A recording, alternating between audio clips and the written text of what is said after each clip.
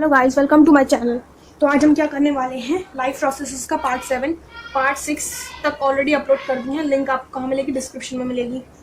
Okay, description में मिल जाएगी आपको सबकी लिंक। तो आज हम क्या जानेंगे? एक्सक्रीशन। और आज हम एक्सक्रीशन में भी एक्सक्रीशन इन प्लांट्स पढ़ेंगे एंड यूनिसेल्युलर ऑर्गेनिज्म। ठीक है, यूनिसेल्युलर ऑर्गेनिज्म पढ़ेंगे क्योंकि अभी ह्यूमन बीइंग का जो एक्सक्रीशन सिस्टम है वो बहुत बड़ा है, क्योंकि उस ह्यूमन में आपके कुछ स्पेशलाइज्ड ऑर्गन है ह्यूमन बीइंग में, जैसे कि किडनी हो गया। तो ह्यूमन में तो बहुत सारे ऑर्गन्स हैं, उनके बारे में पढ़ने में थोड़ी वीडियो लेंथी हो जाएगी। तो आज हम सिर्फ यही पढ़ेंगे, excretion in plants and unicellular organism. चलिए स्टार्ट करते हैं। पहले एक्सक्रीशन का मतलब तो जान लें, एक्सक्रीशन होता क्या है। Excretion. What is excretion? Excretion is a process in which metabolic waste is eliminated from an organism. कोई भी ऑर्गेनिज्म है, चाहे वो यूनिसेल्युलर है चाहे मल्टीसेल्युलर है, इससे हमें कोई फर्क नहीं पड़ता, पर उसके अंदर एक एक्सक्रीटरी क्या होता है, मल्टीसेल्युलर ऑर्गेनिज्म और यूनिसेल्युलर ऑर्गेनिज्म, उसके अंदर कुछ ना कुछ वेस्ट जरूर होता है, वेस्ट सब्सटेंसेस। जैसे कि मल्टीसेल्युलर को फूड खाते हैं, वाटर, तो उसमें फूड एंड वाटर वेस्ट होता है। यूनिसेल्युलर में CO2 गैस, O2 गैस, गम, प्लांट में गम होता है। तो ये सारी चीज़ें उनके अंदर वेस्ट होती है, तो उनका वेस्ट का निकलना बहुत इंपॉर्टेंट है। वेस्ट अगर हमारे बॉडी में जमा रहेगा तो वो हमारे लिए खतरनाक है, हम उससे मर भी सकते हैं, इसलिए वेस्ट जो है रिमूव होता है। मल्टीसेल्युलर में तो कुछ स्पेशलाइज्ड ऑर्गन्स हैं इसको करने के लिए, परफॉर्म करने के लिए, बट यूनिसेल्युलर ऑर्गेनिज्म में ऐसे कोई फंक्शन, ऐसे कोई मेन पार्ट तो है नहीं। ठीक है, तो हम जानेंगे excretion in unicellular organism. Okay, तो यूनिसेल्युलर ऑर्गेनिज्म का अगर हम एक्सक्रीशन जाने की, एक्सक्रीशन यानी कि यूनिसेल्युलर ऑर्गेनिज्म का वेस्ट कैसे निकलता है। यूनिसेल्युलर कुछ ऑर्गेनिज्म है, उनका जानना आपको जरूरी है, जैसे कि अमीबा, पहला तो ये हो गया। दूसरा है बैक्टीरिया, बहुत सारे होते हैं पर उनमें कुछ के नाम लिखे। बैक्टीरिया, पैरामीशियम, फिर फोर्थ है साइनोबैक्टीरिया। ठीक है, तो ये कुछ हमारे क्या है, यूनिसेल्युलर है। यूनिसेल्युलर यानी कि जिनके पास एक सिंगल सेल, वन या सिंगल सेल कह सकते हैं, सिंगल सेल, ये वाले ऑर्गेनिज्म है। इनके अंदर भी तो कुछ वेस्ट होता होगा, जैसे अमीबा का हमने स्ट्रक्चर देखा था, जहाँ से वो फूड इनटेक करता है अमीबा, फिर लास्ट में जो उसको प्रोसेस होता है उसमें वो फूड होता है उसको बाहर वेस्ट निकाल देता है, जो उसका वेस्ट होता है अमीबा का वो भी निकलता है। तो इसमें एक्सक्रीटरी सिस्टम तो कोई है नहीं। ठीक है, यूनिसेल्युलर ऑर्गेनिज्म में कोई भी एक्सक्रीटरी सिस्टम नहीं होता। ओके, इससे एक्सक्रीशन जो होती है वो सिंपल डिफ्यूजन के थ्रू हो जाती है। सिंपल क्या होती है? डिफ्यूजन के थ्रू। अब डिफ्यूजन क्या है वो जानना बहुत ही ज़रूरी है। डिफ्यूजन भी एक प्रोसेस है। तो जैसे कि आप देखेंगे कि ये है अमीबा, अमीबा के अंदर एक ऐसी वैक्यूल सी बनी है, कॉन्ड्रेटिक वैक्यूल। इसके अंदर जो होता है क्या होता है, इसमें कलेक्ट एंड एलिमिनेट वैक्यूल, ये कलेक्टिंग एंड एलिमिनेटिंग वैक्यूल है, छोटी सी बनी हुई। जैसे एक्सक्रीशन बाय सिंपल डिफ्यूजन, तो सेल मेंबर, ये तो सेल है contracting vacuole to collect and eliminate vacuole. Cell के अंदर कुछ एलिमिनेट वेस्ट। ठीक है, ये क्या है आपकी कॉन्ट्रैक्टाइल वैक्यूल है। ठीक है, कॉन्ट्रैक्टाइल वैक्यूल, इसके अंदर जो है वेस्ट कलेक्ट होता है। ठीक है, जब यहाँ पे वेस्ट कलेक्ट होगा तो बाद में जो वेस्ट है, जो कलेक्ट हुआ हुआ वेस्ट है, वो बाहर निकल जाता है डिफ्यूजन प्रोसेस से। ठीक है, अब डिफ्यूजन क्या प्रोसेस है, इस प्रोसेस में क्या होता है कि जो वेस्ट होता है किसी भी ऑर्गेनिज्म में वो डायरेक्टली निकल जाता है। ठीक है, डायरेक्टली सेल मेम्ब्रेन के थ्रू। जैसे कि आपका ये अमीबा ही मान लो, अमीबा की क्या है, एक सेल मेम्ब्रेन है ये। ठीक है, इससे डायरेक्टली निकल जाएगा वो, उसके लिए कोई एनर्जी की जरूरत नहीं है, एनर्जी नहीं लगती उसमें के लिए। ठीक है, ऐसे कोई एनर्जी नहीं लगती, बिना एनर्जी के हो जाता है वो। ये कुछ आपके हैं, यहाँ पे इसका फूड है, वो निकल जाएगा, डायरेक्टली निकल जाएगा, उसके लिए किसी की परमिशन की कोई ज़रूरत नहीं है। जैसे कि यहाँ देख लो, ये सेल है, इसके अंदर ये वेस्ट मटेरियल है बहुत सारे, ये वेस्ट पार्ट है, इन्हें क्या कहते हैं, वेस्ट मटेरियल है ये क्या है, वेस्ट मटेरियल। और ये आपकी क्या है, सेल मेम्ब्रेन है ये आपकी। उसके बाद ये डिफ्यूजन, जो ये प्रोसेस चल रहा है ना, डिफ्यूजन प्रोसेस, अब भाई इतना डिफ्यूजन तो बताओ कि डिफ्यूजन क्या होता है, बार बार डिफ्यूजन का नाम ले जा रहे हो, क्या होता है डिफ्यूजन? कुछ मल्टी टैलेंटेड बच्चों को तो पता होगा कि डिफ्यूजन क्या होता है, पर किसी बच्चे को नहीं होता, नहीं पता, तो मैं डिफ्यूजन की डेफिनेशन लिख देती हूँ, आपको फिर अच्छे से समझ में आ जाएगा कि डिफ्यूजन होता क्या है। तो डिफ्यूजन क्या है? एक नेट मूवमेंट है of anything from a region, net movement of anything from a region to high concentration to a region of low concentration. क्या ये एक प्रोसेस है, एक मूवमेंट है किसी भी चीज को, जैसे एक कोई चीज यहाँ पर है, उसका मूवमेंट यहाँ बाहर हो जाएगा, high concentration to low concentration. इसके कई सारे एग्जांपल्स भी होते हैं, जैसे कि यहाँ पे वाटर है, आपने यहाँ पे इंक ड्रॉप डाली तो वो पूरा जो वाटर है वो मिल जाएगा। जो इंक का है जो हाई कंसंट्रेशन, इंक का जो मॉलिक्यूल है वो हाई है, और वाटर का क्या है लो, तो वो ऐसे पूरी तरीके से फैल जाता है। तो यही था डिफ्यूजन। और इस डिफ्यूजन प्रोसेस में एनर्जी की रिक्वायरमेंट नहीं होती, मैंने पहले ही बता दिया था, एनर्जी नहीं लगती, सिंपली डिफ्यूजन हो जाता है। और ये डिफ्यूजन जो है सफिशिएंट होता है यूनिसेलुलर ऑर्गेनिज्म के लिए। अभी सफिशिएंट क्यों होता है? क्योंकि जो इसका साइज होता है यूनिसेलुलर ऑर्गेनिज्म का, इतना छोटा, इससे भी छोटा साइज होता है यूनिसेलुलर ऑर्गेनिज्म का।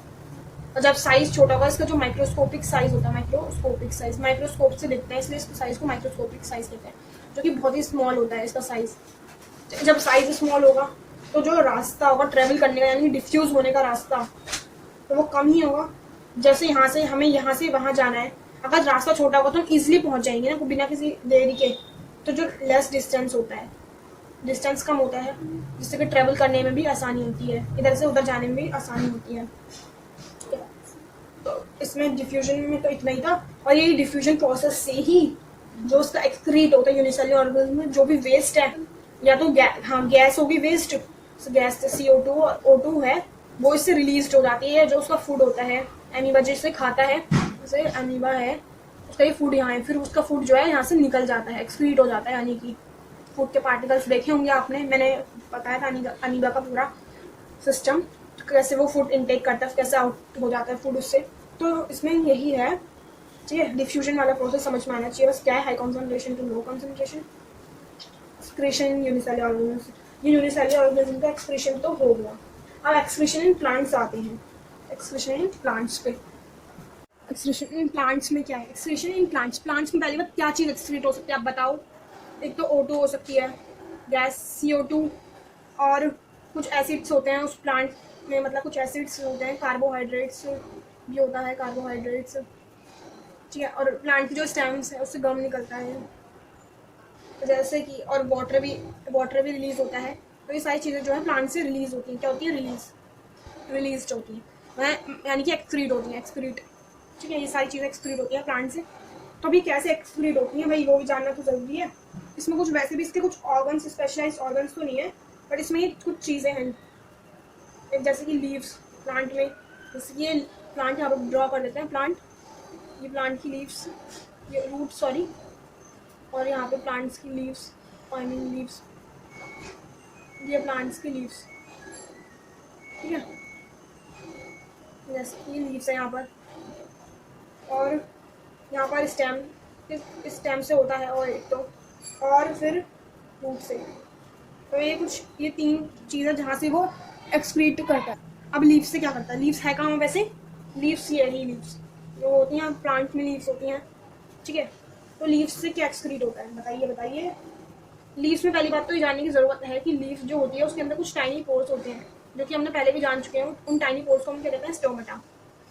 कुल मिलाकर लीव्स में जो होता है स्टोमेटा होता है, जो कि गैस एक्सचेंज के लिए रिस्पॉन्सिबल है। इस वजह से जो O2 है और CO2, ये तो यहीं से लीव्स से हो जाती है, रिलीज हो जाती है। और प्लांट्स में से कुछ पानी भी निकलता है, वाटर भी रिलीज होता है, जो कि लीव्स से कुछ वाटर भी रिलीज होता है। आप देख सकते हैं स्क्रीन पे, एक जो लीव्स है उसमें से पानी निकल रखा है, तो वो इस वजह से पानी से ही निकलता है, एक्सक्रीट होता है पानी। जो वेस्ट वाटर होता है उसे भी निकालने की जरूरत होती है। और जो वेस्ट वाटर निकलता है वो किस प्रोसेस से निकलता है?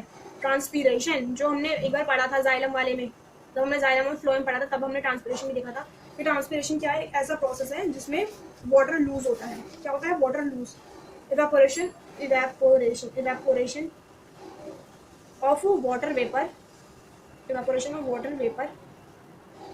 वाटर वेपर का जो इवेपोरेट होता है, water molecule from the leaf, ठीक है।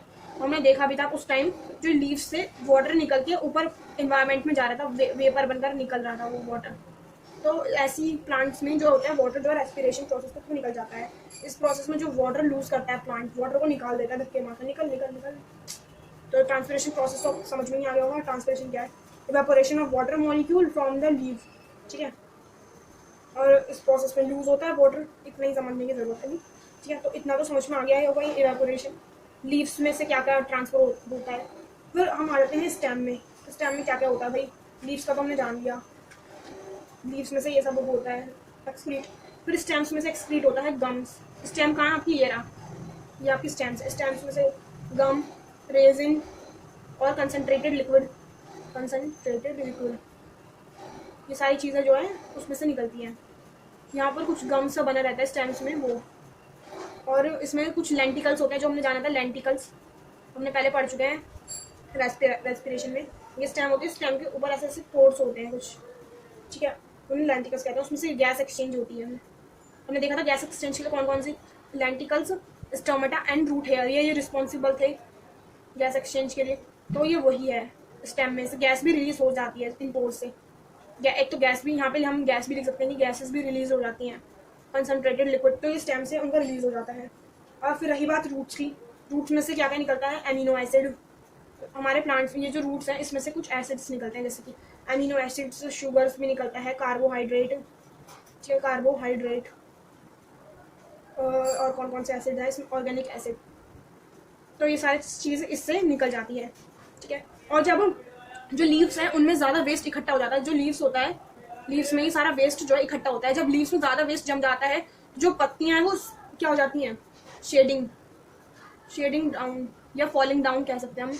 वो शेडिंग पत्तियां जो है वो गिर जाती हैं नीचे। जब आपने देखा नहीं सूखी पत्ती हो जाती है वो नीचे गिर जाती हैं, जब झड़ जाती है अपना भी प्लांट से टूट जाती है। उसका यही रीज़न है कि जो पत्तियां जो गिरती हैं जमीन में वो इसलिए गिरती हैं क्योंकि जो प्लांट्स के अंदर ज़्यादा ही जो लीव्स है उसके अंदर ज़्यादा वेस्ट इकट्ठा हो जाता है। इस वजह से जब ज़्यादा वेस्ट इकट्ठा होने के कारण वो गिर जाता है।